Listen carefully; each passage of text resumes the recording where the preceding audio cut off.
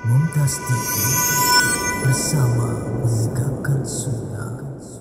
Alhamdulillah Rabbil Alamin. Segala puji bagi Allah, Tuhan semesta alam. Wassalatu wassalamu ala sayyidil mursalin wa imamil muttaqin qaidil ghuril muhajjalin sayyidina wa maulana Muhammadin wa ala alihi wa ashabihi ajma'in. Ya Allah, semoga salawat dan salam senantiasa Kau curahkan untuk hamba kekasih-Mu, untuk baginda Nabi kita Muhammad alaihi salatu wassalam, untuk keluarga beliau, untuk istri-istri beliau, untuk putra-putri beliau, dan untuk seluruh sahabat Nabi. Semoga Allah meridhai kita bersama mereka. Amma ba'd. Jamaah rahimakumullah. Hari ini kita akan mengkaji salah satu bacaan yang sejatinya sering kita baca. Sebuah zikir yang sering kita ucapkan. Namun terkadang kita mengucapkannya karena kebiasaan, karena rutinitas, karena udah menjadi budaya.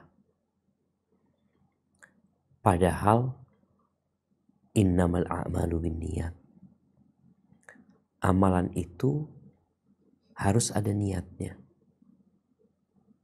Sebagian kita ibadahnya tradisi dan budaya. Tapi sebagian kita menjadikan kebiasaan dia, rutinitas dia, bagaimana bernilai ibadah. Semua kembali kepada niat. Kita akan membahas tentang ucapan la haula wa la quwwata illa billah. Yang bacaan ini hampir tiap hari kita membacanya. Khususnya tatkala kita menjawab azan. Di saat muadzin mengatakan Allahu Akbar, Allahu Akbar, kita mengulangi bacaan dia. Di saat muadzin mengatakan asyhadu an la ilaha illallah, kita mengulangi bacaan dia. Kita juga mengatakan asyhadu an la ilaha illallah. Namun ada yang berbeda.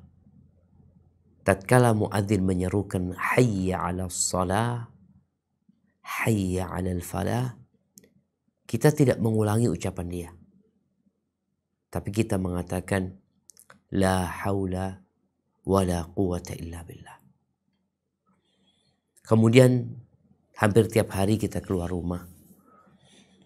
Dan dianjurkan seorang ketika keluar rumah untuk mengatakan bismillah tawakkaltu 'ala Allah la haula wa la quwwata illa billah.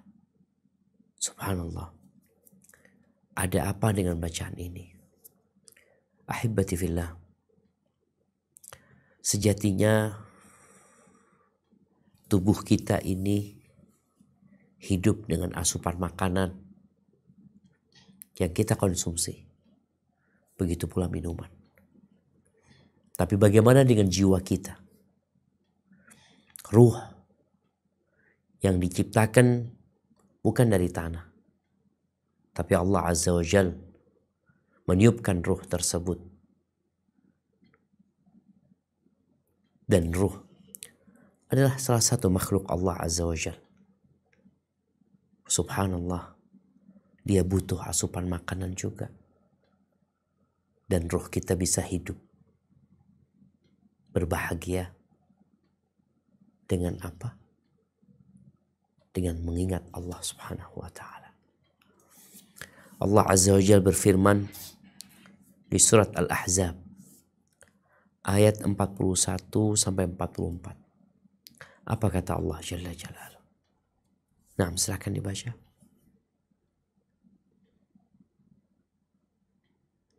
A'udzubillahi minasyaitonirrajim.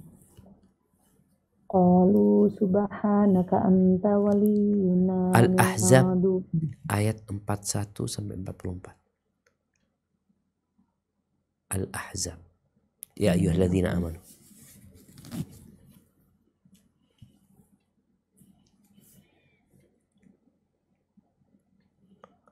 A'udzubillahi minasyaitonirrajim. Ya ayyuhalladzina amanu dzkurullaha dzikran katsira wasabbihuhu bukratan wa asila. Huwallazi yusalli 'alaikum wa malaikatuhu liyukhrijakum minadh-dhulumati ilan nuri wa kana bil mu'minina rahima. Tahiyyatuhum yawma yalqawnahu salam wa a'adda lahum ajran karima. Hai orang-orang yang beriman, berzikirlah dengan menyebut nama Allah, zikir yang sebanyak-banyaknya. Dan bertasbihlah kepadanya pada waktu pagi dan petang. Dialah yang memberi rahmat kepadamu dan malaikatnya, memohonkan ampunan untukmu, supaya dia mengeluarkan kamu dari kegelapan kepada cahaya yang terang. Dan adalah dia yang maha penyayang kepada orang-orang yang beriman. Salam penghormatan kepada mereka, orang-orang mukmin itu, pada hari mereka menemuinya, ialah salam, dan dia menyediakan pahala yang mulia bagi mereka. Subhanallah jemaah. Allah Jalla Jalaluh memanggil hamba-hambanya yang beriman. Disuruh apa sama Allah? Udzkurullaha dzikran katsira. Kita disuruh berzikir, mengingat Allah yang banyak, bukan sekedarnya. Ketika seorang keluar dari masjid, ketika seorang telah menyelesaikan ibadahnya, kemudian dia sibuk dengan kegiatan dunianya, maka di situ tetap dia bisa mengingat Allah Subhanahu wa taala. Sampai Allah mengatakan di surat Al-Jumu'ah, فَإِذَا قُضِيَتِ الصَّلَاةِ فَانْتَشِرُوا فِي الْأَرْضِ وَابْتَغُوا مِنْ فَضْلِ اللَّهِ وَاذْكُرُوا اللَّهَ كَثِيرًا لَعَلَّكُمْ تُفْلِحُونَ. Apabila ditunaikan salat, maka silahkan kalian bertebaran di muka bumi ini. Cari karunia Allah. Dan ingatlah kepada Allah yang banyak. Agar kalian sukses. Dan Allah menyuruh kita bertasbih sepanjang hari, tapi ada waktu tertentu. Pagi dan petang. Itu waktu mulia. Di saat malaikat-malaikat malam naik. Malaikat-malaikat yang bertugas di pagi hari turun. Dan di saat malaikat siang naik, sore hari di waktu petang, malaikat yang bertugas di malam hari turun. Kita disuruh bertasbih. Lalu Allah mengingatkan, kenapa kita bertasbih? Kenapa kita mengingat Allah Jalla Jalaluh? Karena Allah itu yang selalu bersolawat kepada kita. Dan para malaikatnya bersolawat. Memuji hambanya, mengampuni hambanya, merahmati hambanya, dalam rangka mengeluarkan kita dari kegelapan menuju cahaya. Allah tuh sayang sama orang-orang beriman. Kenapa disuruh sama Allah? Karena kita sering lupa. Orang tuh kadang-kala kalau nggak disuruh, subhanallah jemaah, ana rasakan ya, ketika kita dalam perjalanan yang panjang, mungkin kita di awal mengingat Allah SWT, tapi lama-kelamaan kita capek, kita lelah dengan panjangnya perjalanan, lelah dengan kondisi yang ada. Tahu-tahu ada tulisan yang mengingatkan kita, sabbih, qul subhanallah. Kita jadi subhanallah. Kalau ada yang menulis di jalanan, la haula wa la quwata illa billah, kita jadi mengikuti la haula wa la quwata illa billah. Dan la haula wa la quwata illa billah adalah salah satu zikir yang kita akan bahas tentang makna dan fadilahnya, dan maksud dari bacaan itu ketika dibaca. Ada beberapa ulama yang menulis tentang masalah la haula wa la quwata illa billah ya. Ada sebuah kitab ya yang ditulis oleh Al-Imam As-Suyuti dengan judul Syarah Al-Hawqalah wal Hay'alah. Kemudian ada kitab yang kedua yang ditulis oleh Ibn Abdul Hadi dengan judul Fadlu la haula wa la quwata illa billah. Keutamaan la haula wa la quwata illa billah. Dan ini ulama terdahulu ya. Adapun ulama di masa kini yang menulis buku tentang la haula wa la quwata illa billah adalah Syekh Abdul Razak Al-Badr hafizahullah ta'ala, yang beliau berulang kali datang ke Indonesia. Beliau menulis buku dengan judul Al-Hawqalah, yakni la haula wa la quwata illa billah, mafhumuha wa fadailuha wa dalalatuha al-aqadiyah. Kita akan meringkas beberapa pembahasan beliau di sini tentang makna dari la haula wa la quwata illa billah, tentang keutamaan-keutamaannya, tentang petunjuk yang terkandung dalam ucapan ini dalam permasalahan keyakinan seorang hamba. Adapun makna dari la haula wa la quwata illa billah yang sering diterjemahkan dalam bahasa Indonesia, tiada daya dan tiada upaya kecuali dengan pertolongan Allah Subhanahu wa taala.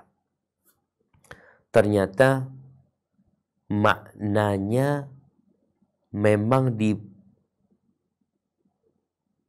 panjang lebar oleh para ulama. Ada sedikit mungkin perbedaan dalam penafsiran la haula wa la quwata illa billah. Abdullah bin Abbas radhiyallahu ta'ala anhuma, beliau mengatakan la haula wa la quwata illa billah. Apa maknanya? La haula bina 'alal amal bitta'ah. Tidak ada kekuatan bagi kita, daya bagi kita untuk melakukan amal kebajikan kecuali dengan bantuan Allah SWT. Artinya kita nggak akan mampu sholat, kita nggak akan bisa baca Quran, kita nggak akan mampu untuk menghadiri kajian ini. Kita nggak akan mampu untuk bersedekah, berpuasa, berumrah, berhaji, illa billah, kecuali dengan bantuan Allah SWT. Wala quwwata lana ala tarkil ma'siyah illa billah.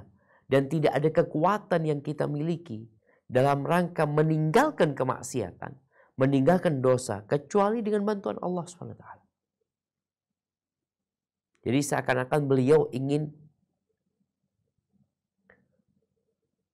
menekankan bahwa ketaatan yang kita lakukan itu karena bantuan Allah. Kemudian kita bisa selamat dari perbuatan dosa. Kita terhalangi dari niat untuk menjalankan sebuah tindakan kriminal umpamanya. Itu dengan bantuan Allah Subhanahu wa taala. Jadi kalau tanpa Allah, ya mungkin sebagian kita sudah berbuat dosa, bahkan melakukan tindakan kriminal. Ini menunjukkan bahwa ucapan ini ucapan yang sangat dalam maknanya. Kemudian kalau tadi penafsiran Abdullah bin Abbas radhiyallahu anhuma, adapun Abdullah bin Mas'ud, beliau mengatakan la haula an ma'siyatillah illa bi ismatih. Ini sebaliknya. Tidak ada daya yang dapat menghalangi kita melakukan kemaksiatan kecuali dengan penjagaan dari Allah. Wala quwwata ala ta'ati illa bi ma'unati. Dan tidak ada kekuatan melaksanakan ketaatan. Sebagian kita Masya Allah, dia bisa sholat duha, dia bisa sholat malam, dia dapat bersedekah. Dari mana fulan kok bisa seperti itu? Atau kita melihat diri kita, alhamdulillah, ana mampu sholat malam, ana mampu satu hari satu juz, ana mampu menghafal surat-surat pendek. La haula wa la quwata illa billah. Ini sebagai ikrar tauhid kita bahwa gak akan mampu aku melakukan itu kecuali dengan pertolongan Allah Subhanahu wa ta'ala. Adapun Ali bin Abi Thalib radhiyallahu taala anhu, diriwayatkan darinya, dia menafsirkan makna la haula wala quwwata illa billah anna la namliku ma'allahi syai'an. Kita tidak memiliki sesuatu bersama Allah. Wala namliku min duni. Kita juga tidak memiliki dari selain Allah Subhanahu wa taala.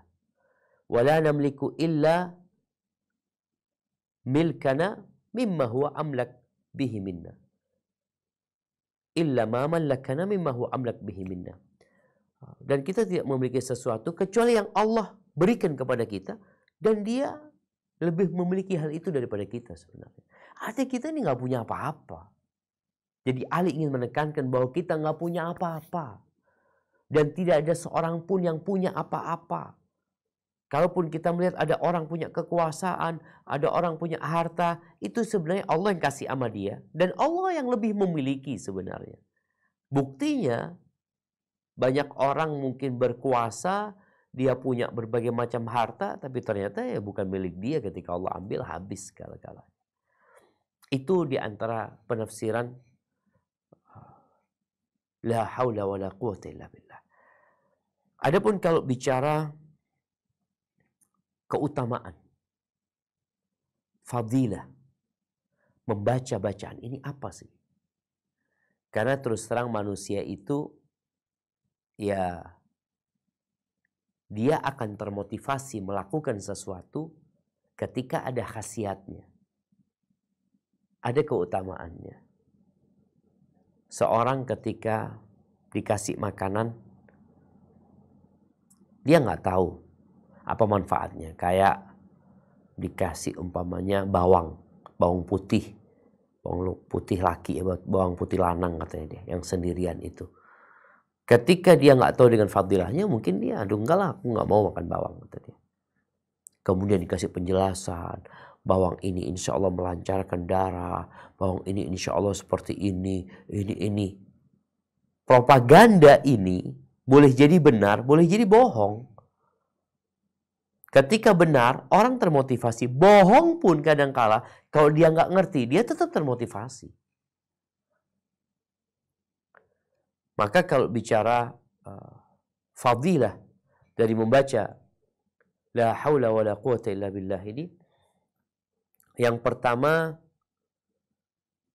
ada beberapa hadis yang menyebutkan la haula wa la quwwata illa billah ini dimasukkan dalam 4 kalimat yang paling dicintai Allah Subhanahu wa taala. Sebagaimana diriwayatkan oleh Al-Imam Ahmad dari Abdullah bin Amr bin As radhiyallahu anhuma.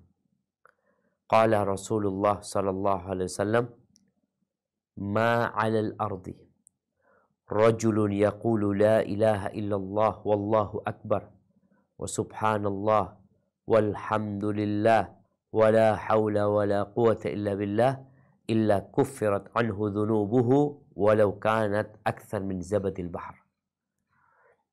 Tidaklah seorang di muka bumi ini mengatakan la ilaha illallah wallahu akbar wa subhanallah walhamdulillah wala haula wala quwwata illa billah. Yang banyakkan bacaan subhanallah, alhamdulillah, wala ilaha illallah, Allahu akbar. 4 kalimat ini.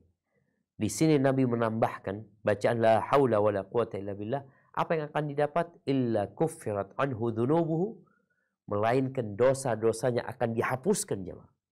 Walau kanat akthar min zabadil bahr, walaupun lebih banyak daripada buih di lautan. Subhanallah. Jadi kita baca subhanallah, alhamdulillah, wa la ilaha illallah, Allahu akbar. Ini 4 kalimat ya, yang paling dicintai Allah SWT. Lalu kita tambahkan wala haula wala quwwata illa billah, sebagaimana Nabi menjelaskannya alaihi salatu wassalam, itu akan menghapuskan dosa-dosa kita walaupun seperti buih di lautan. Ya, siapa yang bisa ngitung itu buih? Allah ampuni. Allah hapuskan dosa-dosa kita. Kemudian yang kedua, la haula wa la quwwata illa billah ini masuk dalam kebaikan-kebaikan yang tetap, yang lebih baik daripada harta dan anak. Al-mal wal banun zinatul hayatid dunya. Harta dan anak perhiasan kehidupan dunia yang kita lihat manusia berupaya untuk menambah hartanya, menambah anaknya, menjaga hartanya, menjaga anaknya, tapi ternyata ada yang lebih baik daripada itu. Apa? Kita akan baca di surat Al-Kahfi ayat 46. Nah. A'udzu billahi minasy syaithanir rajim. Al-malu wal banuna zinatul hayatid dunya wal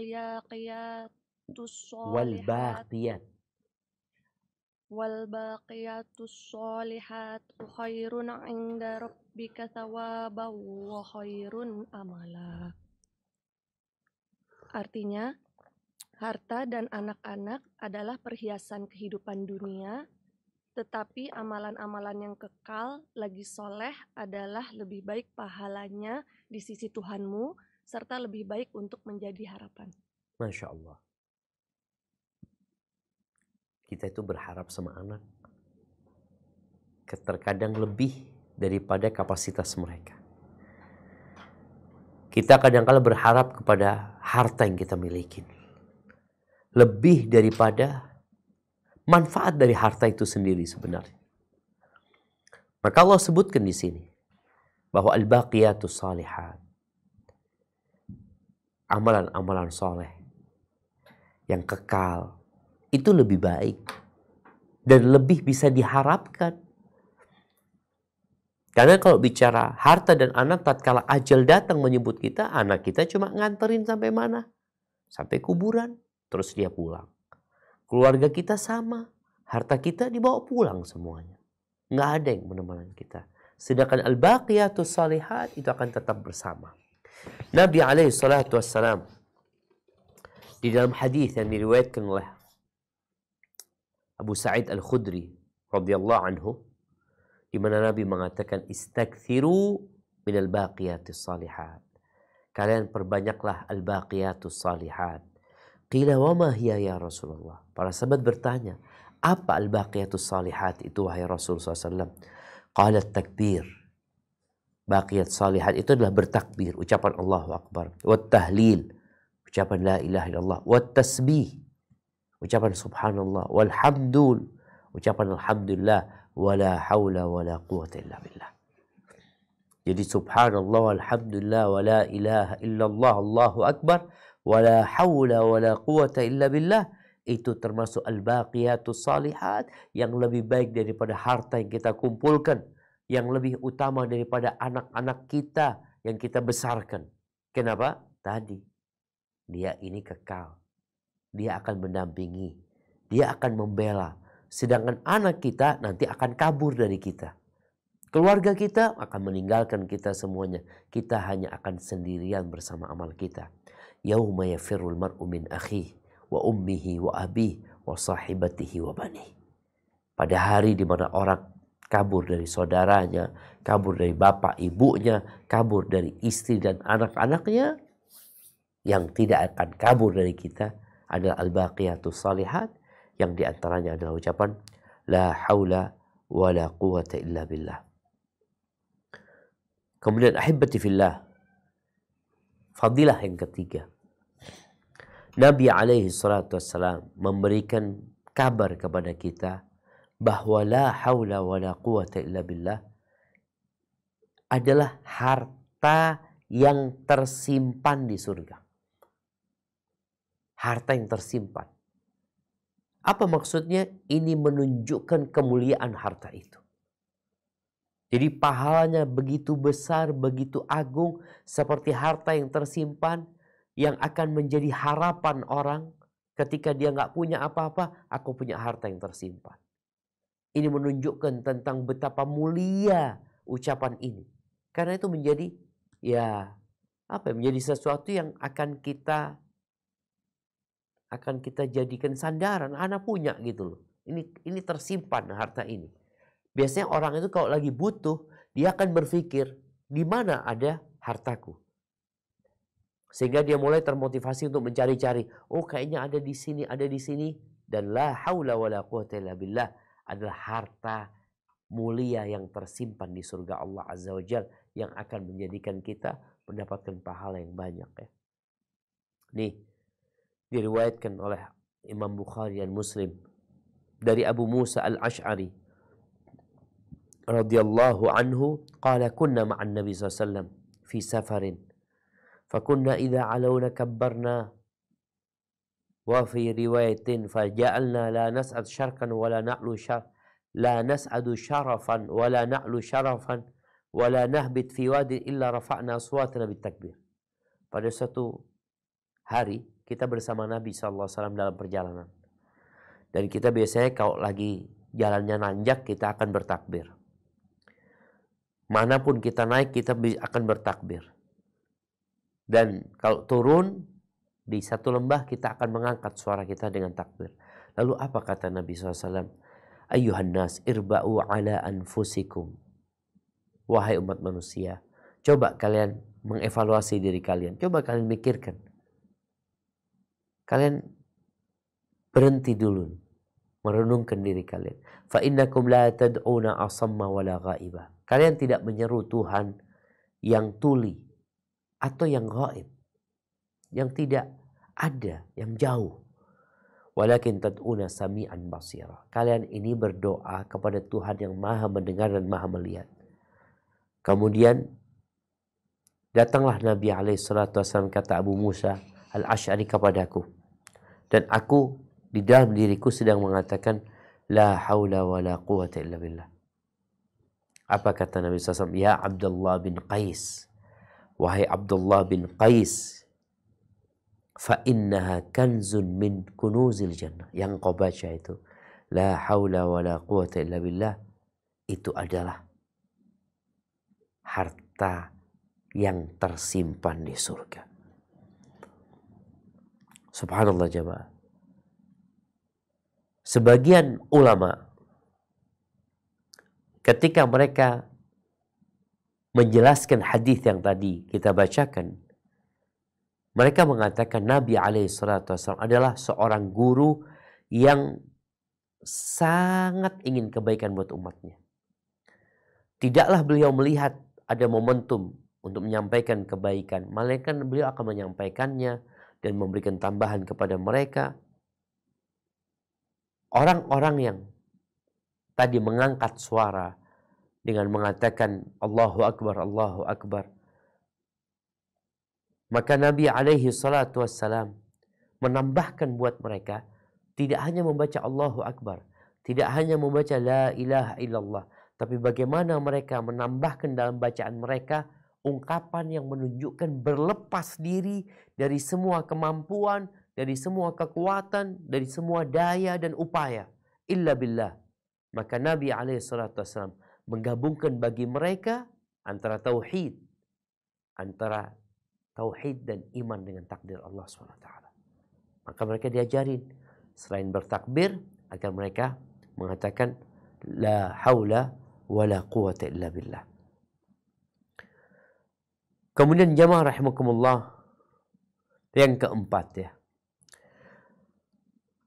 disebutkan dalam hadis perintah untuk memperbanyak ucapan la ilaha illallah, dan juga beliau memberikan penjelasan bahwa ucapan ini adalah tanaman surga. Al-Imam Ahmad meriwayatkan dari Abu Ayyub Al-Ansari radhiyallahu taala anhu bahwa Nabi SAW di malam Isra Mi'raj beliau melewati Nabi Ibrahim. Waktu Isra Mi'raj beliau kan di langit ke-7 jumpa sama Nabi Ibrahim. Ketika beliau berjumpa dengan Nabi Ibrahim, dipanggil sama Nabi Ibrahim, Ya Muhammad, alaika salatu wassalam ya Rasulullah. Mur ummataka an yukthiru min ghirasil jannah. Perintahkan umatmu untuk memperbanyak tanaman surga. Qala wa ma ghirasul jannah. Maka Nabi bertanya kepada Nabi Ibrahim, apa itu tanaman surga? Beliau mengatakan, la haula wa la quwwata illa billah. Hadis ini diriwayatkan oleh Imam Ahmad. Jadi tanaman surga, orang tuh yang masuk surga, mereka punya kedudukan yang berbeda-beda. Mereka punya rumah yang berlainan. Semua sesuai dengan amalannya. Maka di sini Nabi Ibrahim alaihissalatu wassalam memberikan peringatan kepada Nabi kita Muhammad alaihissalatu wassalam agar menyampaikan kepada umatnya. Menyampaikan apa? Tentang tanaman surga. Kita kepingin ada apa aja di surga ini dan itu, perbanyak membaca la haula wala quwata illa billah. Yang kelima, Nabi alaihissalatu wassalam telah memberikan informasi bahwa la haula wala quwata illa billah adalah salah satu pintu surga. Pintu surga ada 8. Ada pintu puasa yang namanya Ar-Rayyan, ada pintu sholat. Tapi ternyata ada pintu zikir yang diantaranya adalah pintu la haula wala quwata illa billah. Diriwayatkan oleh Imam Ahmad dari Qais bin Sa'ad bin Ubadah bahwa ayahnya Ubadah bin Samit mengantarkan dia kepada Nabi SAW agar Qais ini menjadi pelayan Nabi SAW. Famarra biyan Nabi SAW wa qad sallaitu fadarabani birijli. Suatu hari Nabi SAW melewati aku dan aku selesai sholat. Lalu aku dipukul dengan kakinya. Maksudnya dia digerakkan dengan kakinya. Lalu Nabi SAW mengatakan, ala adulluka ala babin min abwabil jannah. Kamu mau nggak aku kasih tahu salah satu pintu surga? Qultu bala. Maka Qais bin Sa'ad mengatakan, tentu aku ingin. Apa kata beliau? La haula wa la quwata illa billah.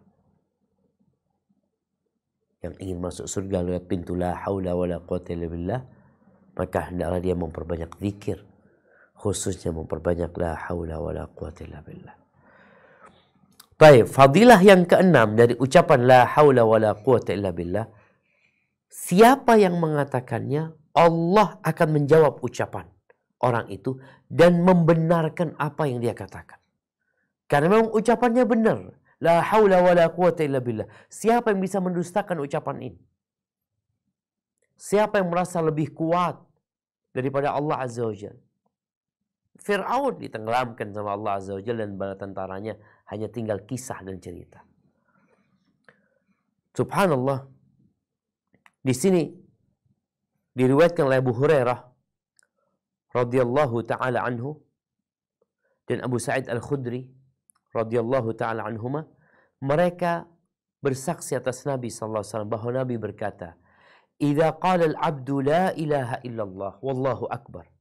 Ketika seorang hamba mengatakan la ilaha illallah, Allahu akbar, maka Allah akan mengatakan sadaqa 'abdi. Benar yang dikatakan hambaku. La ilaha illa ana wa ana akbar.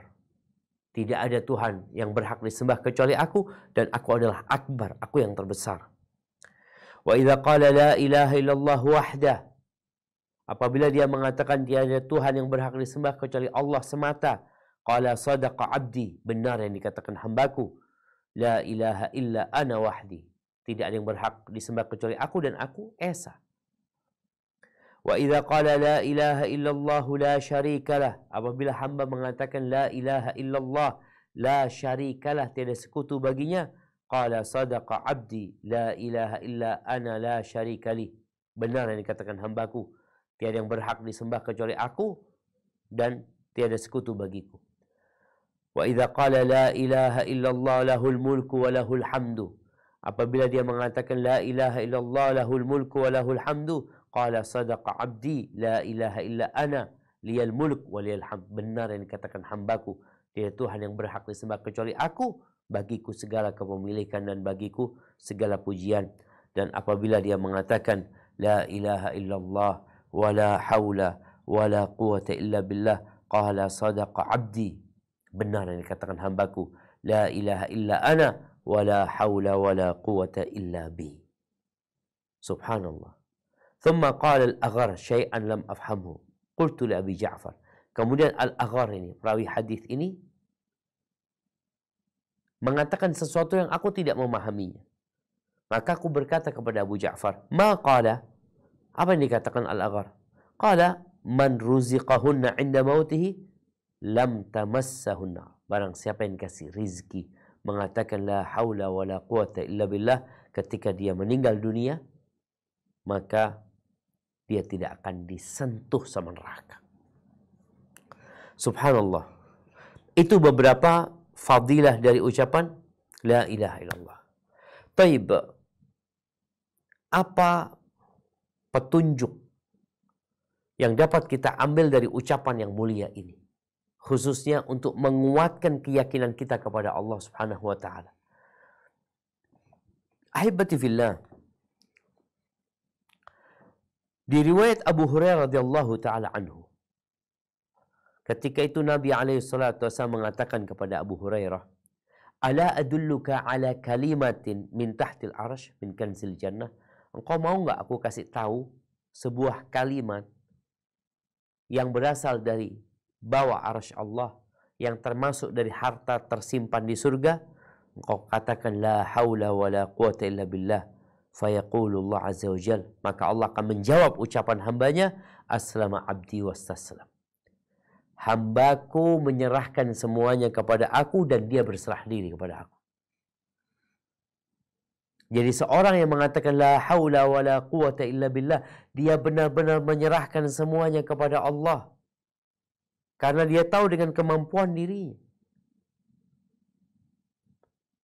Jadi kalimat la haula wala quwata illa billah adalah kalimat penyerahan diri kepada Allah, di mana dia benar-benar menyerahkan, dia berlepas dari segala kekuatan, daya, upaya dia, kecuali dengan bantuan Allah. Dia meyakini bahwa dia nggak punya apa-apa, dan dia nggak punya cara dan upaya untuk menolak takdir Allah Subhanahu wa taala. Tidak ada kekuatan untuk mendatangkan kebaikan, dan tidak ada daya untuk menghalangi dari kemaksiatan, dari bencana, dari sakit, dari apapun, kecuali dengan Allah Subhanahu wa taala. Subhanallah jemaah. Jadi ketika seorang hamba mengatakan la haula wala quwata illa billah, harus benar-benar ada di dirinya, di mana dia berlepas diri dari segala kekuatan yang dia miliki, dari semua kekuasaan yang dia miliki, kecuali dengan bantuan Allah Subhanahu wa taala. Karena memang tanpa bantuan Allah nggak bisa kita menjalani kehidupan ini. Sebesar apapun masalah kita, sesulit apapun permasalahannya, ingat Allah Maha Kuasa untuk membantu dan menolong kita. Karena sejatinya kekuatan milik Allah. Apa kata Allah di surat Yasin ayat 82? Nah,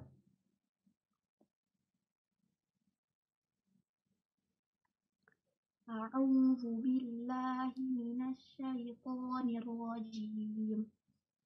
Innama amruhu idza arada syai'a ay yaqula lahu kun fayakun.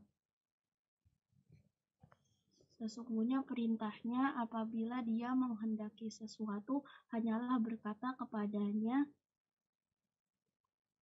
jadilah,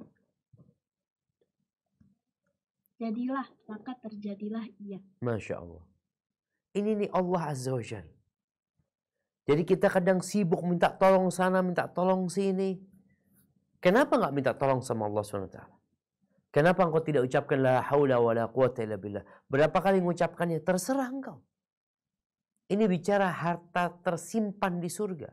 Bicara tanaman di surga. Bicara al-baqiyatus salihat. Yang lebih baik daripada anak. Dan lebih bisa diharap daripada harta. Maka berapa kali engkau hendak membacanya, engkau harus ingat. Kalau Allah ingin memudahkan sesuatu, maka Allah tinggal mengatakan kun. Kun, jadi udah jemaah. Walaupun seluruh penduduk bumi ini tidak ingin itu terjadi. Mereka tidak suka itu terjadi. Tapi Allah mengatakan jadi, maka jadi.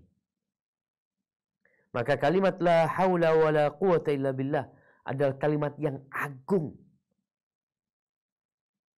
Yang maknanya adalah mengikhlaskan untuk Allah semata dalam meminta pertolongan.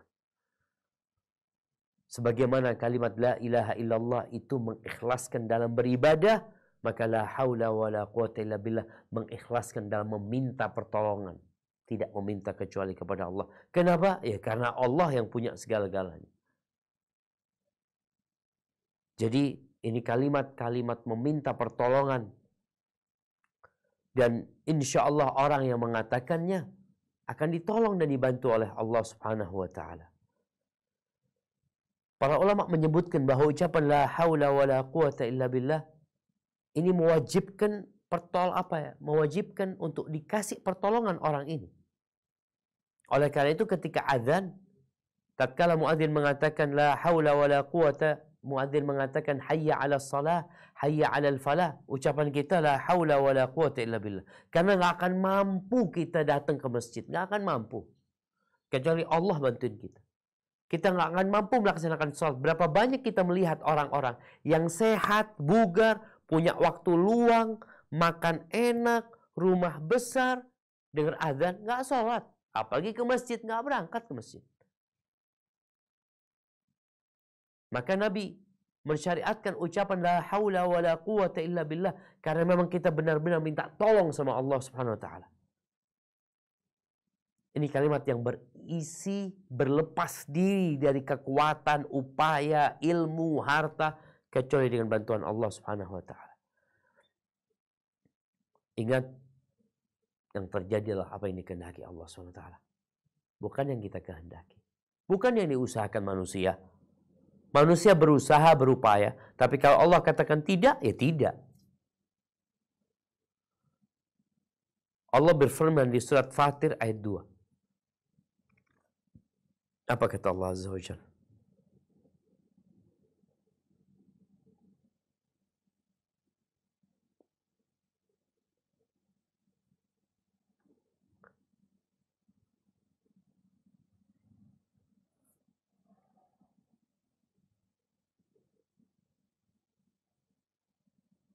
نعم تفضل.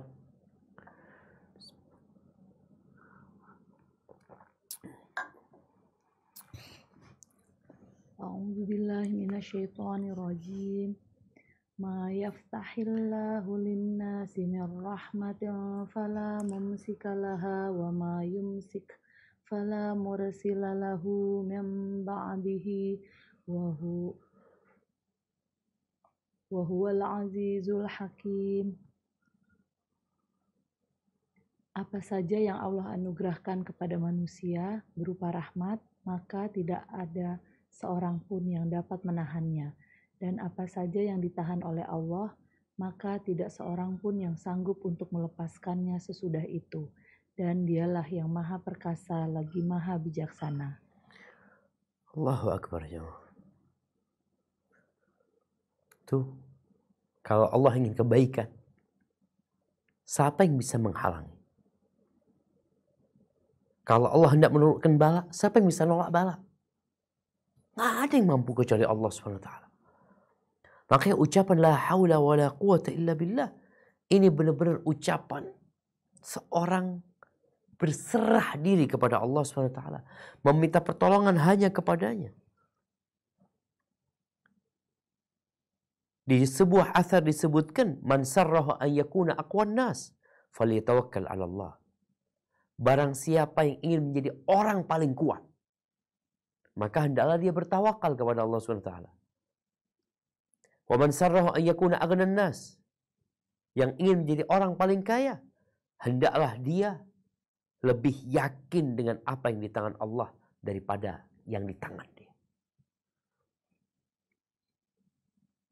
Jadi ucapan la haula wa la quwata illa billah, ucapan yang agung jemaah. Selain kalau bicara tadi fadilah yang disebutkan, tapi ini akan berdampak kepada kehidupan kita dalam menjalani segala problematika, segala tantangan, rintangan, apapun yang terjadi. Tatkala kita mengatakan la haula wa la quwata illa billah sebagai bentuk permohonan pertolongan kepada Allah, berserah diri kepada Allah Subhanahu wa ta'ala, di mana Allah mengatakan aslama abdi wastaslam. Hambaku menyerahkan dirinya kepada aku dan dia menyerahkan. Berserah diri sudah. Oleh karena itu, disyariatkan membaca la haula wala quwata illa billah ketika keluar dari rumah. Kita keluar dari rumah, punya urusan dunia, punya urusan agama, kita minta tolong sama Allah dan bersandar kepadanya.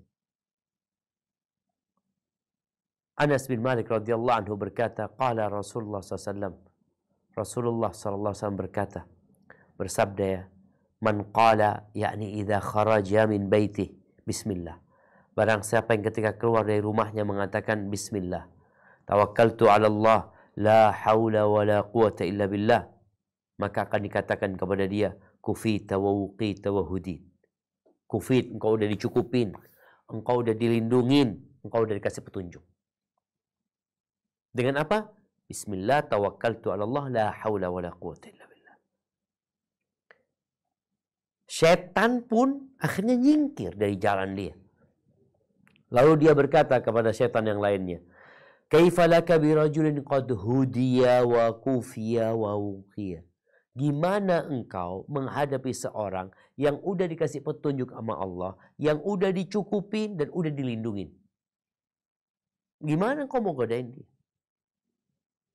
Artinya ucapan ini benar-benar ucapan yang mengandung makna yang dalam. Dan ketika seorang mengatakan la haula wa la quwata illa billah, sejatinya dia berikrar atas kekuasaan Allah. Bahwa tiada pencipta kecuali dia. Tiada yang ngurusin alam semesta kecuali dia. Tidak ada yang memberikan rizki, mengatur ini dan itu kecuali dia. Tidak ada sesuatu pun yang terjadi. Tidak itu daun yang jatuh. Tidak itu ikan yang mati. Tidak itu pasir yang berterbangan. Semuanya yang terjadi di muka bumi ini, itu karena Allah subhanahu wa ta'ala. Nggak ada yang bisa ngalahkan Allah. Fulan jadi mulia, fulan jadi hina, fulan di PHK, fulan diterima kerja. Siapa yang menentukan semua itu? La haula wa la quwata illa billah. Apa kata Allah Azza wa Jal? Di surat Al-A'raf ayat 54. Nah, di surat Al-A'raf ayat 54.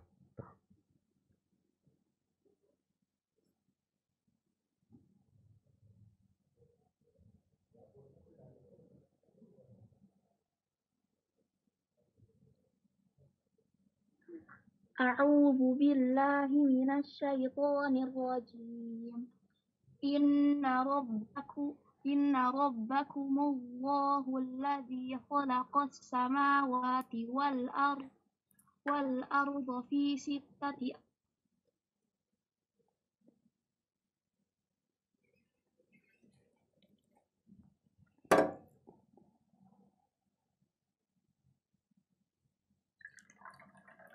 Nah, terputus. Enggak. yughshil lailan nahara yatlubuh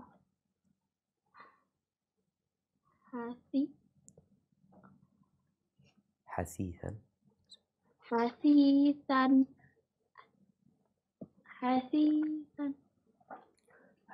wasyamsa wal qamar.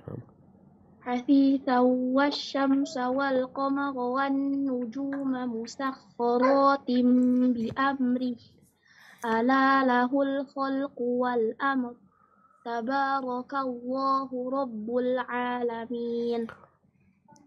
Sesungguhnya Tuhan kamu ialah Allah yang telah menciptakan langit dan bumi dalam 6 hari. Lalu dia bersemayam di atas arasy, dia menutupkan malam kepada siang yang mengikutinya dengan cepat dan diciptakannya pula matahari, bulan, dan bintang-bintang. Masing-masing tunduk kepada perintahnya. Ingatlah menciptakan dan memerintahkan hanyalah hak Allah. Maha suci Allah, Tuhan semesta alam. Naam. Ala lahul khalqu wal amr. Penciptaan-penciptaan Allah, perintah-perintah Allah. Itu yang terjadi di muka bumi. Makanya orang yang mengatakan la haula wala quwata illa billah, selain di situ ada ikrar terhadap rububiyatullah, bahwa dialah yang memiliki dan mengatur segala-galanya, di situ ada mengandung ikrar dengan nama-nama Allah dan sifat-sifatnya yang mulia. Ini menunjukkan bahwasanya Allah yang maha kaya, Allah yang maha kuat, semuanya perlu bantuan Allah subhanahu wa ta'ala, yang tanpa bantuan Allah nggak akan bisa jalan. Maka kenapa Nabi SAW nyuruh kita memperbanyak ucapan la haula wala quwwata illa billah. Ini ucapan yang menunjukkan kedalaman tauhid kita. Baik dalam rububiyah, dalam asma' sifat, dalam uluhiyah, di mana kita hanya minta tolong sama Allah, tidak kepada batu, tidak kepada lautan, semuanya milik Allah Subhanahu wa taala. Ahibati fillah. Dan seorang ketika mengatakan la haula wala quwwata illa billah, ini menunjukkan bahwa dia beriman dengan takdir dan ketentuan Allah Subhanahu wa taala. Al-Imam Bukhari dalam kitab sahihnya di kitab Al-Qadar, pembahasan tentang takdir, dia mengatakan bab la haula wala quwwata illa billah. Bab tentang pembahasan la haula wala quwwata illa billah. Di sini ada petunjuk yang sangat jelas sekali bahwa seorang ketika mengatakan itu benar-benar beriman dengan takdir Allah Subhanahu wa taala. Semua sudah ditetapkan sama Allah Subhanahu wa taala. Yang terjadi adalah apa yang Allah kehendaki, bukan yang kita mauin. Ini kalau bicara takdir. Kau katakan la haula wala quwwata illa billah, benar-benar yang terjadi itu yang ditentukan Allah Subhanahu wa taala. Dan Nabi SAW tadi tidaklah melihat umatnya melakukan kebaikan, melainkan beliau menyuruh mereka untuk menambah kebaikan mereka, ditambahin lagi kebaikan. Makanya tatkala mereka membaca takbir, membaca la ilaha illallah, Nabi nambahkan kepada mereka agar mereka membaca la haula wala quwwata illa billah. Nggak ada kekuatan kecuali dengan bantuan Allah Subhanahu wa taala. Kemudian subhanallah jamaah, la haula wala quwwata illa billah ini adalah doa. Jadi ada makna permohonan sebenarnya. Ketika kita mengatakan la haula wala quwwata illa billah. Tadi Imam Bukhari memasukkan la haula wala quwwata illa billah dalam pembahasan takdir. Kemudian ketika beliau membahas doa dalam kitabnya, pembahasan tentang doa-doa, beliau membuat satu bab yang judulnya Babu Qauli La Haula Wala Quwwata Illa Billah. Bab tentang ucapan La Haula Wala Quwwata Illa Billah. Ini termasuk doa. Jadi tatkala kita bukan sekedar zikir ya, bukan. Itu mengandung doa. Karena memang kita tuh sedang minta juga sama Allah. Ketika mendengar itu azan, dikumandangkan, ajakan hayya ala salah, hayya ala falah. Kemudian kita mengatakan La Haula Wala Quwwata Illa Billah. Kita doa supaya kita dikasih kekuatan gitu. Dapat menjalani perintahnya, menjauhi larangannya. Kemudian ahibati fillah, la haula wala quwwata illa billah juga berisi ikrar hamba kalau dia makhluk yang lemah. Yang tanpa bantuan Allah dia nggak akan bisa melakukan apapun. Yang dalam ucapan ini ada pendidikan buat hamba. Pengajaran buat dia. Agar dia tidak sombong. Agar dia tidak congkak dengan harta yang dia miliki. Dengan usaha yang dia sukses di situ. Karena dia mengatakan la haula wala quwwata illa billah. Aku bisa sukses gini. Aku bisa berhasil. Aku dapat menjalankan bisnisku. La haula wala quwwata illa billah. Nggak ada mengatakan, oh aku, usahaku. Nggak ada. Kenapa? Karena dia sering mengucapkan la haula wa la quwwata illa billah. Sehingga dia benar-benar menjadi hamba yang memang dia hamba. kita memang nggak punya apa-apa sebenarnya. Tapi tatkala seorang jarang mengatakan la haula wala quwata illa billah, takutnya dia terkena penyakit tadi, sombong, congkak, merasa telah berusaha dan berupaya. Ingat, nggak ada. Engkau nggak akan bisa berbuat apa-apa kalau Allah nggak bantuin engkau. Sejatinya semua terjadi dengan takdir Allah dan bantuan Allah Subhanahu wa taala. Ahibati fillah, yang terakhir ya. Ada kesalahan seorang menyebutkan la haula wala quwata illa billah. Di antaranya ada orang yang kalau dengar musibah, dengar kejadian yang musibah, bencana ini dan itu, dia mengatakan la haula wala quwata illa billah. Padahal kalimat ini kalimat minta tolong sebenarnya sama Allah Subhanahu wa taala. Adapun ketika mendengar musibah yang kita ucapkan adalah inna lillahi wa inna ilaihi raji'un. Jadi bukan la haula wala quwata illa billah.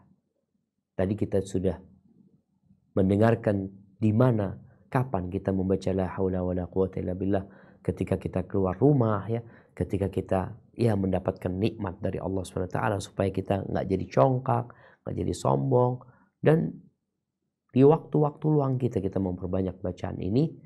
Tapi kalau sedang ada musibah, maka seharusnya yang kita katakan adalah inna lillahi wa inna ilaihi raji'un.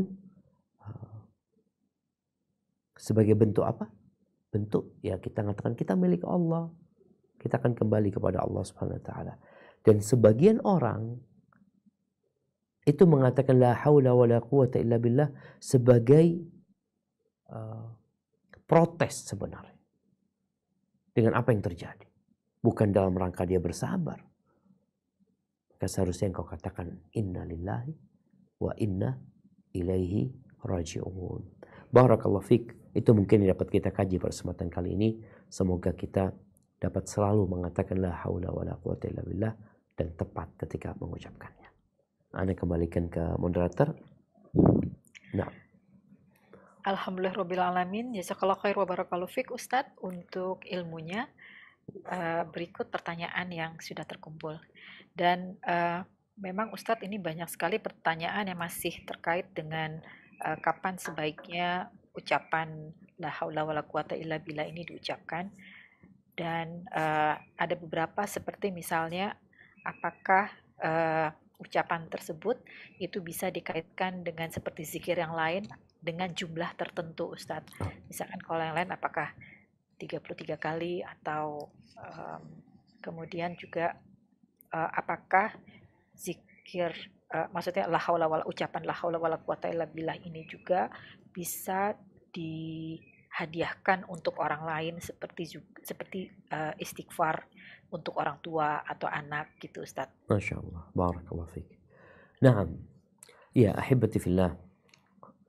Kalau dikatakan kapan kita membacanya, ada zikir yang mutlak. Artinya Nabi SAW menyuruh kita memperbanyak. Bacanya berarti kapan saja. Berapa banyak? Terserah. Kita perbanyak baca la haula wala quwata illa billah. Baik secara sendirian. Atau bersama 4 kalimat yang dicintai Allah Azza wa Jalla. Subhanallah, walhamdulillah, wa la ilaha illallah, Allahu Akbar, wa la hawla wa la quwata illa billah. Jadi membacanya kapan saja, di mana saja, dengan jumlah yang bebas. Namun ada waktu-waktu yang memang kita diperintahkan untuk membacanya. Dan dicontohkan kita untuk membacanya. Seperti tatkala mendengar azan. Di situ ada panggilan hayya 'alas shalah, kita mengatakan la haula wala quwata illa billah. Begitu pula panggilan hayya 'alal falah. Kemudian juga tatkala kita keluar rumah, kita mengatakan bismillah tawakkaltu 'ala Allah la haula wala quwata illa billah. Jadi mungkin poinnya nih, kalimat la haula wala quwata illa billah adalah kalimat isti'anah. Itu kalimat meminta pertolongan kepada Allah SWT. Sehingga tatkala engkau membutuhkan pertolongan Allah SWT, melakukan ini atau itu ya, yang memang yang kau tahu tanpa bantuan Allah aku nggak akan bisa menyelesaikan urusan ini, maka bacalah la haula wala quwata illa billah. Kau sedang ingin menyelesaikan sesuatu ya, berat menjalaninya, katakan la haula wala quwata illa billah. Tapi tidak dibaca ketika terkena musibah, karena tatkala musibah bacaannya adalah inna lillahi wa inna ilaihi rajiun. Itu kalimat istirja. Adapun kalau bolehkah kita menghadiahkannya la haula wala quwata illa billah seperti istighfar. Jadi kalau bicara la haula wala quwata illa billah sebenarnya bacaan untuk diri sendiri. Bacaan untuk diri sendiri. Adapun istighfar itu memohon ampun. Yang memang secara kalimatnya kalau kita mohon ampun untuk diri kita, ya kita bacanya astaghfirullah, astaghfirullah.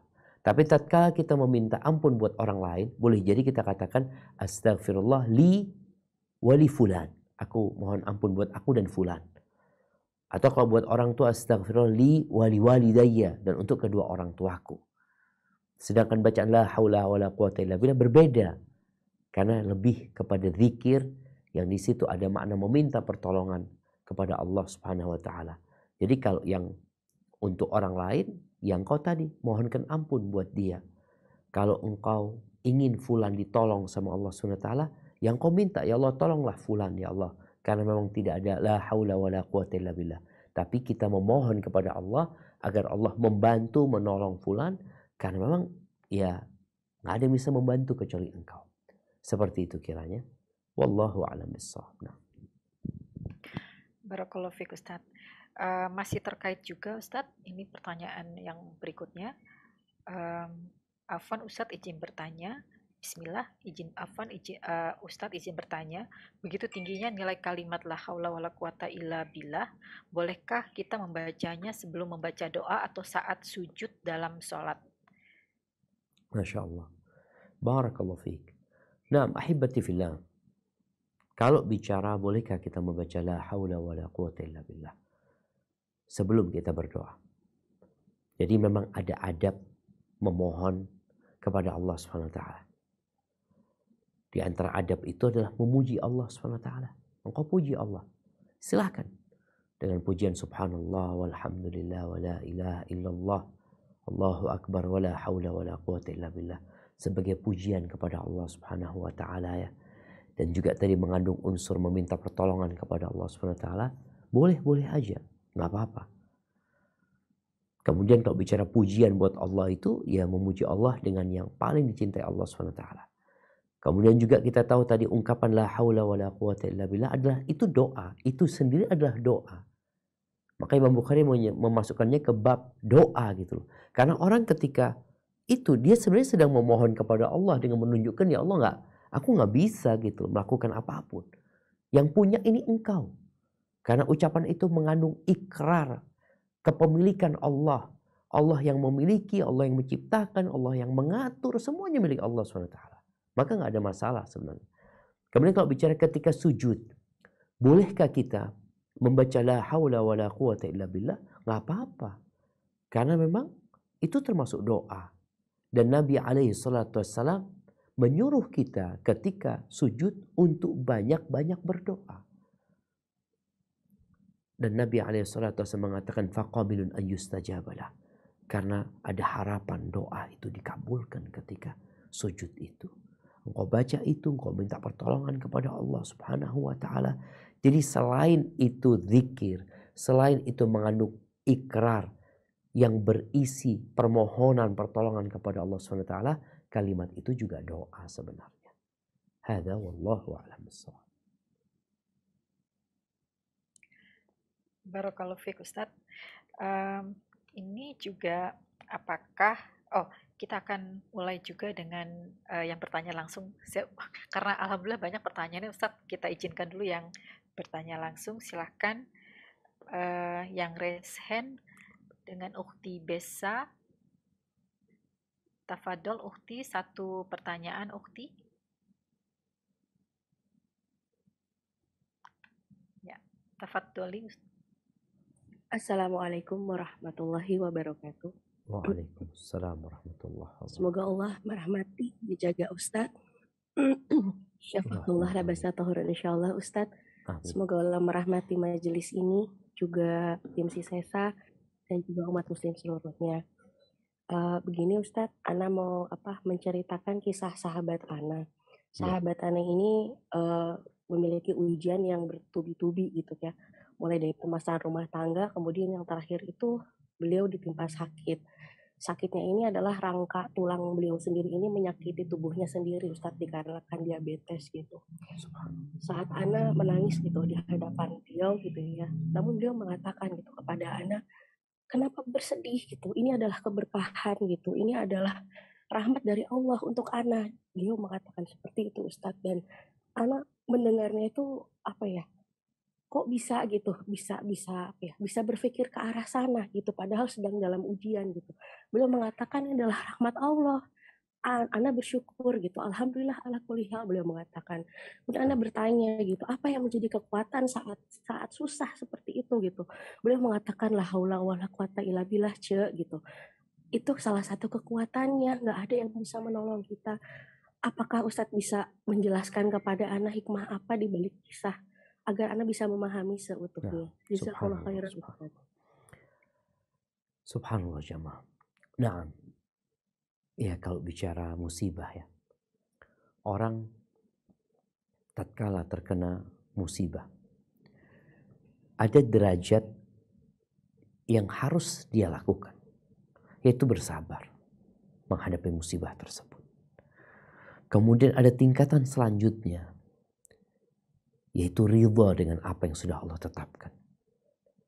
Makanya tadi kita bicara tentang la haula wala quwata illa billah, mengandung unsur beriman dengan takdir Allah Subhanahu wa taala. Kemudian ada lagi yang lebih tinggi, yaitu bersyukur kepada Allah Subhanahu wa taala. Karena kalau kita melihat dalam musibah itu ada banyak hikmah yang membuat seorang bersyukur kepada Allah Subhanahu wa taala. Kalau dikatakan yang menyebabkan dia bisa bersikap seperti itu karena keyakinan dia dengan la haula wala quwata illa billah. Bagaimana mungkin tatkala dia berobat ya, dia yakin yang bisa menyembuhkan cuma Allah Subhanahu wa taala. Ketika dia berangkat ke dokter, ketika dia mengkonsumsi obat ya, ketika dia terapi, dia selalu ingat dengan la haula wala quwata illa billah, sehingga dia benar-benar berlepas diri dari semua sebab yang ada. Bagaimanapun sebab itu cuma sebab. Kalau Allah tidak mengizinkannya maka tidak akan pernah terjadi. Dan disinilah jamaah kalau bicara tadi dia mengatakan rahmat Allah Subhanahu wa taala. Nah, Nabi Ayub ya, ketika beliau berdoa meminta kepada Allah kesembuhannya, beliau mengatakan wa ayyuba idz nada rabbahu anni massani ad-dur wa anta arhamur rahim. Dan Ayub ketika berdoa ya, memohon kepada Tuhannya, dia mengatakan aku ditimpa penyakit ya. Dan engkau adalah arhamur rahimin. Engkau adalah yang paling pengasih di antara yang mengasihi. Dan juga kalau kita lihat bicara musibah lagi, idza ahabballahu 'abdan ibtalah. Kalau Allah cinta sama hamba, Allah akan kasih bala. Bukan Allah kasih kesehatan. Bukan Allah kasih harta yang berlebih, tapi Allah kasih bala gitu. Jadi orang ini benar-benar memandang adanya hikmah dalam musibah yang menimpa dia. Boleh jadi dia tahu bagaimana kondisi dia dahulu. Bagaimana sebelum dia terkena musibah. Bagaimana saat dia terkena musibah. Dia semakin rajin beribadah. Dia semakin rajin mengingat Allah. Dia semakin tahu dengan kelemahan dirinya. Jadi ucapan la haula wa la quwata illa billah.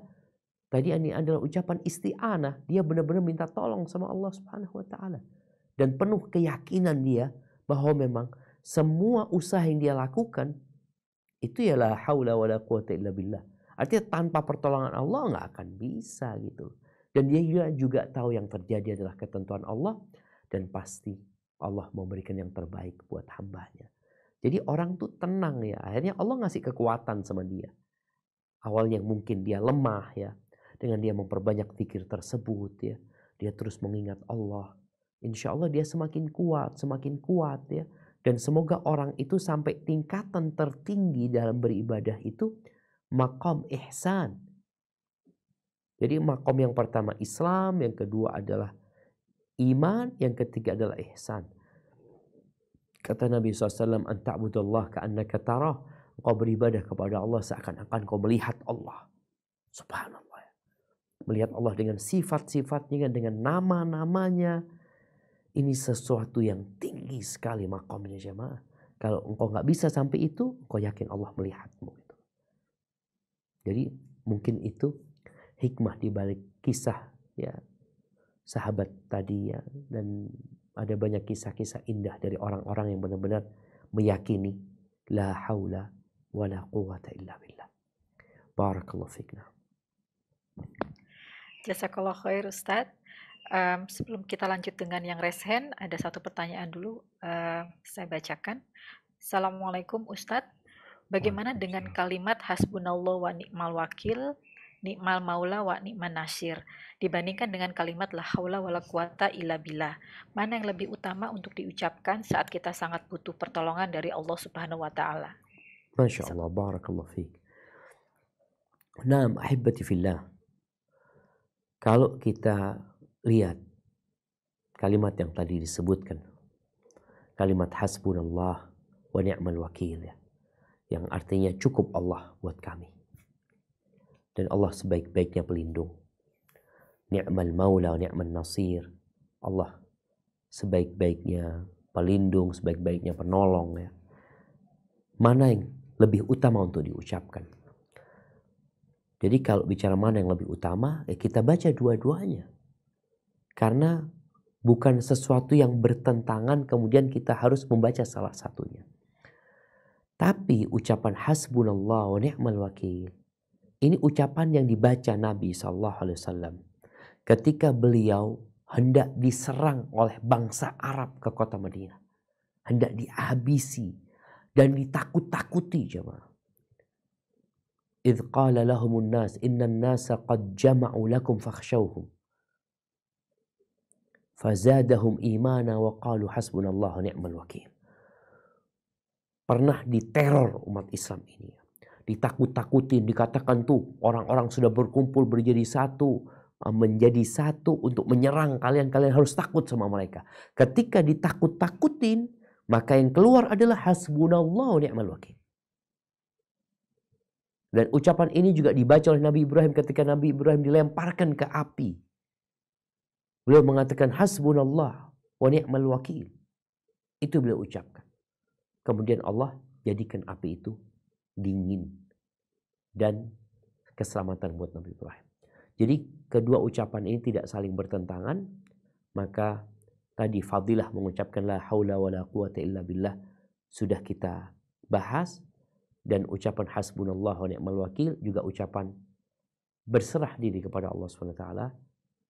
Maka silahkan dibaca dua-duanya. Tapi dalam kondisi tertentu nggak bisa hasbunallah menjadi pengganti. Seperti tatkala dengar adzan hayya 'alas shalah, nggak bisa kita ganti dengan hasbunallah. Tetap bacaannya la haula wala quwata illa billah. Karena itu yang diajarkan Nabi SAW. Ketika kita keluar rumah, bismillahi tawakkaltu 'ala Allah. La haula wala quwata illa billah nggak bisa diganti dengan hasbunallah wa ni'mal wakil. Jadi ada kondisi-kondisi yang sudah disebutkan sama Nabi SAW. Apa yang dibaca, maka itu yang kita baca. Adapun kondisi-kondisi yang umum ya, tadi ketika kita dalam kesulitan, kita baca hasbunallah wa ni'mal wakil ya, kita baca la haula wala quwata illa billah, maka dua-duanya boleh dibaca. Hadza wallahu a'lam bissawab. Nah. Barakallahu fiik Ustadz. Berikutnya akan dibuka untuk yang raise hand lagi. Tafadholi Ukhti Hardaningsi. Afwan, satu pertanyaan untuk bertanya langsung.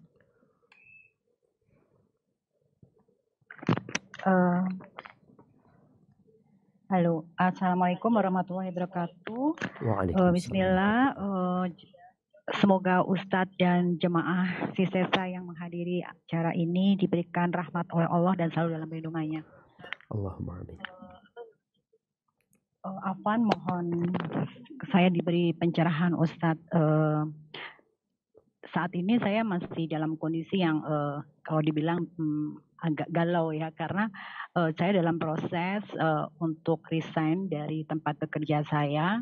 Nah. Dan saya sudah berusaha melakukan follow up ke kantor dan atasan untuk segera di-approve ya. Namun qadarullah dari pihak atasan itu masih meminta waktu karena kebetulan saya diminta membantu untuk memikirkan juga nasib tim saya yang kebetulan masih ada proses konsolidasi atau merger ke divisi yang baru seperti itu Ustadz. Nah, satu sisi saya galaunya adalah ini adalah perusahaan yang dimana Allah itu istilahnya saya harus segera pergi ya kalau di tempat ribawi itu seperti itu. Tapi satu sisi secara naluri sebagai manusia saya juga masih memikirkan tim saya gitu sampai dengan mereka itu nanti settle di tempat yang baru. Jujurnya saya sangat bingung sih Ustadz dan saya sudah sangat-sangat berserah diri apakah ini juga termasuk takdir Allah untuk saya harus stay di situ sampai nanti proses selesai, berarti saya butuh waktu lebih lama atau bagaimana ya Ustadz? Jazakallah khairan atas pencerahannya. Masya Allah, barakallahu fiik. Ya ahibati fillah, Allah Azza wa Jal memerintahkan kepada kita untuk bersegera menuju kepada Allah. Bahkan Allah mengatakan fafirru ilallah. Kalian berlarilah, kabur menuju Allah Subhanahu wa taala. Orang kalau disuruh lari yang namanya firar, itu lari tanpa menoleh ke belakang. Lari sekuat tenaga menuju kepada Allah Subhanahu wa taala. Karena kita tahu yang menyebabkan kijang itu diburu oleh macan. Padahal kalau secara hitung-hitungan kijang itu larinya lebih kenceng daripada macan. Daripada singa. Ternyata yang menyebabkan dia itu tertangkap oleh singa karena dia noleh. Dia noleh lagi, ditangkap dia. Kemudian dimangsa. Kembali kepada pertanyaan tadi, tatkala urusannya urusan lari menuju kepada Allah SWT, ya kita harus lari menuju kepada Allah. Dengan segala konsekuensi yang kita akan hadapi. Itu kalau memang tadi sesuatu yang harus kita tinggalkan menuju kepada Allah Subhanahu wa taala. Allah menyuruh kita bersegera berbuat kebaikan tanpa menunda-nunda. Bagaimana tatkala kita berpikir ada tim kita? Ingat yang ngasih makan tim kita tuh Allah Subhanahu wa taala. Yang kalau ternyata seharusnya kita ini mengajak tim kita juga lari menuju kepada Allah Subhanahu wa taala, bukan malah kita membuat mereka lebih betah di tempat itu. Artinya kalau kita akhirnya mempersiapkan tim ini agar lebih nyaman di situ, lebih betah di situ, boleh jadi kita menolong mereka untuk lebih betah di tempat itu. Akhirnya kita, ya sekali lagi, kalau tempat pekerjaannya memang pekerjaan yang dimurkain Allah SWT, kita mau tidak mau kita harus tinggalkan. Oh, bagaimana dengan nasib mereka? Ini banyak terjadi di negeri kita jemaah. Ucapan nasib orang-orang kemarin ya, sempat ribut tentang ditutupnya salah satu tempat yang jual bir ya, tempat kemaksiatan ditutup. Akhirnya pada rame komentar, di situ ada ribuan pekerja yang kasih makan mereka tuh Allah bukan kita. Dan bos-bos perusahaan harus tahu engkau tidak pernah kasih rizki kepada anak buahmu. Enggak. Buktinya tatkala kemarin masa pandemi ada ribuan, puluhan ribu, jutaan orang di PHK berhenti jemaah. Mereka hidup. Mereka melanjutkan hidup bersama keluarga mereka. Siapa yang kasih rizki? Wa fis sama'i rizqukum. Dan di langit itu rizki kalian. Maka ana rasa kalau kita kadang-kala tadi kemudian kasih penjelasan kesiap sama tim ini itu dan macam-macam, kita sampaikan yang kasih rezeki mereka Allah, bukan aku. Tapi kalau bicara kerjaan yang halal ya kita mau tidak mau kita ingin dapat pahala juga gitu, dengan bagaimana orang-orang itu bisa nyaman kerja di tempat itu, merasakan ya barokah dari tempat tersebut. Tapi kalau ternyata tempatnya memang dimurkain Allah SWT, maka ngerasa fafirru ilallah, engkau lari kepada Allah Subhanahu wa taala. Setelah semuanya memang benar cara larinya seperti ini, seperti itu, bismillah. Kau sampaikan kepada mereka, minta maaf. Aku gak tahu ajalku kapan turun. Kapan aku dicabut nyawaku. Kita bisa bayangin, kalau aku mati gimana dengan tim itu? Ya ada yang ngurusin itu loh. Ada yang ngurusi. Karena sejatinya semua milik Allah Subhanahu wa taala. Dan kita ingat kita bukan siapa-siapa. Hadza wallahu a'lam bissawab. Jazakallah khair Ustadz. Pertanyaan berikutnya. Assalamualaikum Ustadz. Bismillah. Jazakallah khair Ustadz untuk ilmunya. Ustadz, seperti yang Ustadz jelaskan sebelumnya bahwa ucapan la haula wala quwata illa billah untuk memohon pertolongan Allah. Apakah ucapan ini bisa disebutkan dalam hati untuk kita bersabar terhadap suatu situasi, termasuk misalnya menghadapi anak agar tidak nakal lagi, juga kondisi serupa lainnya? Masya Allah, barakallahu fikum. Naam, ahibati fillah. Amalan itu ada 3 macam. Ada amalan hati, ada amalan lisan, ada amalan raga kita. Apa sih amalan hati? Amalan hati itu adalah berharap kepada Allah, cinta, kebencian, keikhlasan, itu amalan hati. Amalan lisan itu adalah semua amalan yang diucapkan dengan lisan. Di antaranya zikir, baca Quran, baca la haula wa la quwata illa billah, itu amalan lisan. Amalan raga ya seperti sholat, ya, haji, ada amalan raga kita. Adapun la haula wa la quwata illa billah, ini amalan lisan. Artinya diucapkan dengan lisan, tapi hati penuh pengharapan. Jadi amalan hatinya itu bukan ucapan la haula wa la quwata illa billah. Jadi hati kita berharap, memohon kepada Allah Subhanahu wa taala dengan hati kita. Tapi lisan kita mengucapkan la haula wala quwata illa billah. Jadi perlu dibedakan di sini karena ada sebagian orang baca Quran dengan hati. Enggak. Membaca itu bukan amalan hati. Amalan hati merenungkan. Membaca itu amalan lisan. Makanya ketika seorang sholat kemudian dia diam, dia membaca Al-Fatihah dengan hatinya, enggak, dia enggak baca. Baca itu dengan lisannya. Hati merenungkan. Kita disuruh mentadabburi, itu hati, amalan hati. Tapi amalan lisan adalah menyebutkan dengan lisan. Maka engkau baca la haula wala quwata dengan lisanmu, hatimu berharap kepada Allah Subhanahu wa taala, menghayati dan mentadabburi yang sedang engkau baca. Hadza wallahu a'lam bissawab. Nah. Barakallahu fiik Ustadz. Berikutnya akan diberi kesempatan kembali untuk yang bertanya langsung. Afwan, satu pertanyaan. Tafadholi Ukhti Ida Rasyad. Ya, bismillah. Assalamualaikum warahmatullahi wabarakatuh. Assalamualaikum ilaikum Ustadz. Semoga Ustadz dan keluarga selalu dalam lindungan Allah Subhanahu wa taala. Begitu juga jemaah kajian Sisesa dan umat Islam dimanapun berada. Amin ya rabbal alamin. Ustadz, afwan izin bertanya tentang penempatan pengucapan kalimat subhanallah, kapan dibaca atau diucapkan, dan masya Allah pada saat kapan kita baca, dan karena suka bingung kadang Ustadz penempatannya untuk membaca kalimat tersebut. Dan masya Allah, apakah bisa dilanjut dengan la haula wala quwata illa billah? Itu saja Ustadz. Masya Allah. Semoga Ustadz dimudahkan dalam menjawab pertanyaannya. Amin ya rabbal alamin. Allahumma amin. Naam jamaah. Jadi kalau bicara ucapan tasbih ya, kita tuh sejatinya disuruh banyak bertasbih.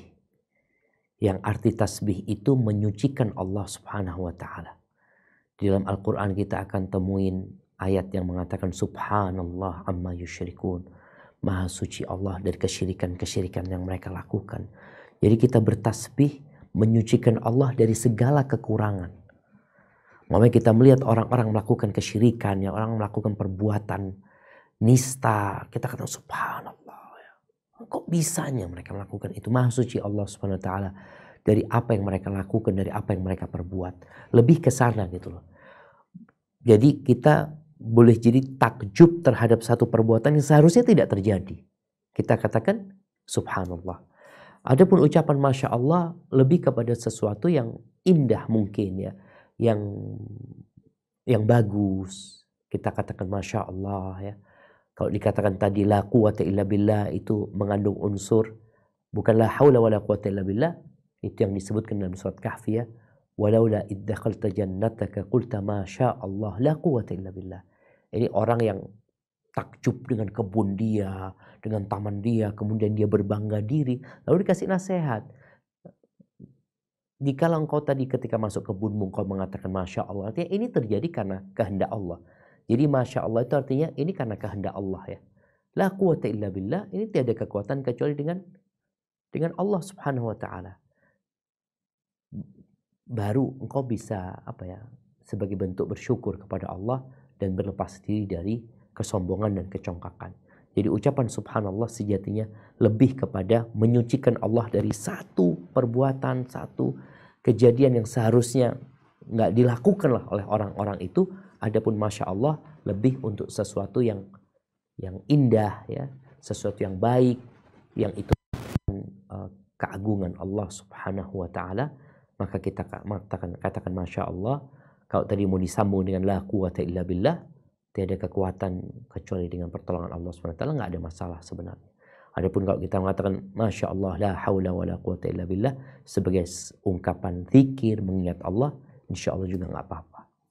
Hadza wallahu a'lam bishawab. Kayaknya kita masuk ke pertanyaan terakhir ini. Nah, baik Ustaz. Baik, kalau gitu saya akan bacakan pertanyaan terakhir Ustaz. Assalamualaikum Ustaz. Semoga Ustadz dan keluarga selalu dalam lindungan Allah Subhanahu wa Ta'ala. Ustadz, semakin mempelajari ilmu syar'i, Ana merasa semakin takut dengan hari kematian dan hari akhir. Ana paham konsekuensi untuk menjauh dari kemaksiatan dan harus perbanyak amal ibadah. Namun mengapa sampai saat ini sulit sekali menggerakkan diri untuk memperbanyak amal. Misal, meski ingin sekali rutin memperbanyak baca Quran setiap hari, sholat sunnah, tapi tetap baca Quran hanya dengan ustazah, bahkan sholat ba'diyah atau qobliyah saja sulit untuk rutin. Mohon bantuannya Ustadz, dan apakah bisa dengan membaca dan memperbanyak zikir la haula wala quwata illa billah ini untuk memohon bantuan Allah? Masya Allah, Masya Allah. Nah, pertanyaan yang menarik sekali jamaah berkaitan dengan ketika seorang berilmu dia semakin takut. Ya, itu salah satu fadilah ilmu. Bagaimana orang ketika tahu dengan bahaya sebuah makanan, dia jadi menghindari itu makanan. Ketika dia tahu dengan bahaya sebuah minuman yang dulunya dia suka, tapi kemudian ada orang ngasih tahu jangan kau minum itu bahaya loh, ini dan itu. Akhirnya dia jadi nggak minum. Allah Azza wa Jalla mengatakan innama yakhsyallaha min ibadil ulama. Yang takut kepada Allah dari hamba-hambanya siapa? Yang berilmu gitu. Maka alhamdulillah tatkala kita belajar, kita semakin takut ya, kita semakin berhati-hati. Cuma memang kadang-kala masalahnya tadi semangat kita lemah untuk menjalankan ilmu yang kita ketahui. Sehingga ketaatan kita masih enggak berubah signifikan seperti yang dulu umpamanya. Ya berubah gitu, kita jadi lebih baik tapi kok nggak semangat ya. Apa yang harus kita lakukan? Kesempurnaan seseorang itu dengan dua hal. Yang pertama dengan ilmu yang membukakan jalan bagi dia sehingga dia tahu dengan yang hak, yang batil ya. Yang kedua dengan semangat yang menyebabkan dia mengamalkan apa yang dia ketahui. Bagaimana cara kita untuk mendapatkan semangat itu? Salah satunya memang berdoa. Memohon kepada Allah Subhanahu wa ta'ala. Rasul sallallahu alaihi wasallam ketika mengatakan kepada Shaddad bin Aus ya, dia mengatakan ya Shaddad kalau engkau melihat orang sibuk mengumpulkan harta ya, engkau kumpulkan kalimat ini, baca doa ini. Diajarin doa sama Nabi SAW, Allahumma inni as'aluka tsabata fil amr wal azimata 'ala rusyd. Ya Allah, aku memohon kepadamu ketetapan dalam urusan ini, di atas kebenaran ini, dan semangat tekad yang kuat untuk menjalankan urusan ini. Kita butuh pertolongan Allah SWT. Nabi mengajarkan doa kepada Mu'adz bin Jabal ya, agar membaca di penghujung setiap sholat, Allahumma a'inni, ya Allah bantu aku ya Allah. Bantu atas apa? Ala dzikrika wa syukrika wa husni ibadatik. Untuk senantiasa mengingatmu, bersyukur kepadamu, dan beribadah yang baik kepadamu. Itu minta tolong sama Allah SWT. Karena tanpa bantuan Allah nggak bisa. Kemudian silahkan baca la haula wa la quwata illa billah Seperti ketika mendengar azan tadi, mendengarkan hayya 'alas shalah, kita baca la haula wala quwata illa billah. Umpamanya kita ingin sholat ya Allah kok malas banget ya. Lalu kita mengatakan la haula wala quwata illa billah sebagai bentuk doa memohon pertolongan kepada Allah, nggak ada masalah. Itu termasuk doa, minta tolong sama Allah SWT. Kemudian yang kedua, selain baca doa dan zikir tadi, kita perlu suasana. Makanya kadang-kala orang itu kalau sendirian males, tapi kalau sama kawan-kawan ya, umpamanya dia di masjid ya, atau di tempat kajian, semua pada ngaji, kita akhirnya tertarik untuk ngaji juga. Di masjid semuanya pada sholat ba'diyah, kita tertarik untuk sholat ba'diyah. Makanya kita perlu kawan, sehingga kita bisa menciptakan suasana yang kita termotivasi untuk beramal soleh. Kenapa disyariatkan hijrah? Karena kadang-kala dengan hijrah itu, kita dapat lebih semangat, disebabkan mendapatkan kawan-kawan, suasana yang mendukung kita untuk menjadi lebih baik. Hada yang bisa Anda sampaikan, kurang lebihnya mohon maaf. Yang benar dari Allah Jalla Jalaluh, yang salah dari diri Anda sendiri, Allah dan Rasul terbebaskan dari kesalahan itu. Wa sallallahu ala nabiyyina Muhammadin wa ala alihi wa sahbihi wasallam. Ana kembalikan ke moderator. Jazakillah khair.